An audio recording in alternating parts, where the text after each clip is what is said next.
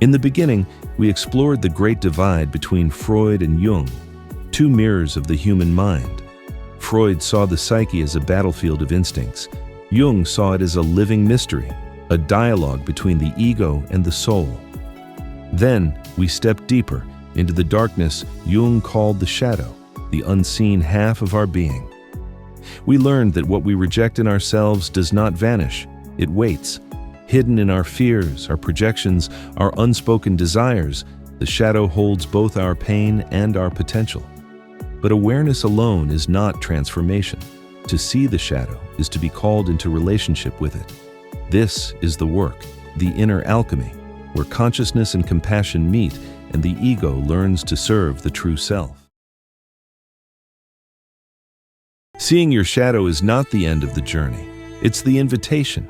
Awareness alone does not dissolve the darkness. It calls you to relationship with it. The shadow doesn't disappear when you recognize it. It begins to speak. Every reaction, every judgment, every emotion you try to suppress is a messenger from the unseen self. Jung said, "Until you make the unconscious conscious, it will direct your life, and you will call it fate." Working with the shadow begins when you stop running from it and start listening to what it's trying to reveal. The first step is observation. Watch your reactions, the moments that feel charged, emotional, defensive. The shadow appears in projections. When someone irritates or threatens you, it's often the part of you you've disowned. Pause before judgment and ask, what in me reacts this way? Shadow work isn't about blaming others, it's about discovering the mirror they hold up. Each trigger is an invitation, a door to deeper self-understanding. Once you've seen the shadow, the next step is to meet it. Jung called this process active imagination, allowing the unconscious to speak through images, symbols, or dialogue. Sit quietly. Close your eyes. Ask the emotion, "What do you want me to know?" You may write what arises, draw it, or pray it. What matters is the conversation. The goal is not control, but relationship. When we listen to the shadow, we reclaim the energy we once used to suppress it.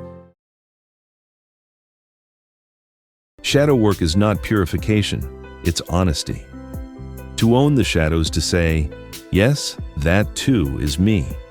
Anger becomes power, envy becomes guidance, fear becomes humility. Each emotion, once accepted, becomes light returning to the soul.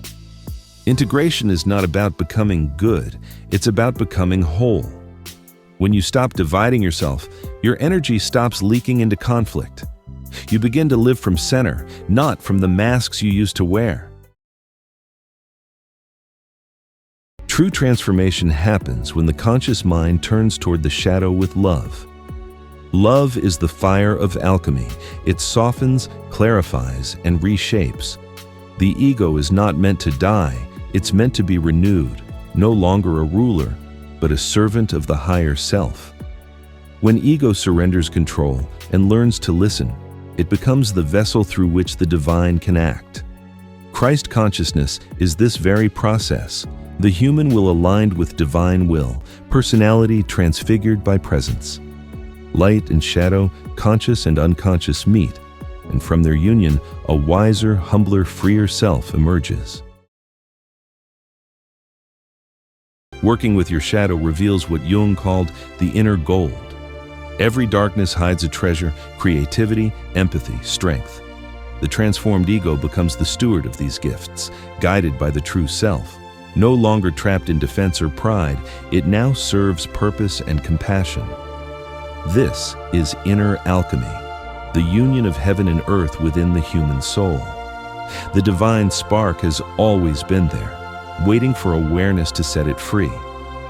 The next video, the higher self, living from the center of wholeness.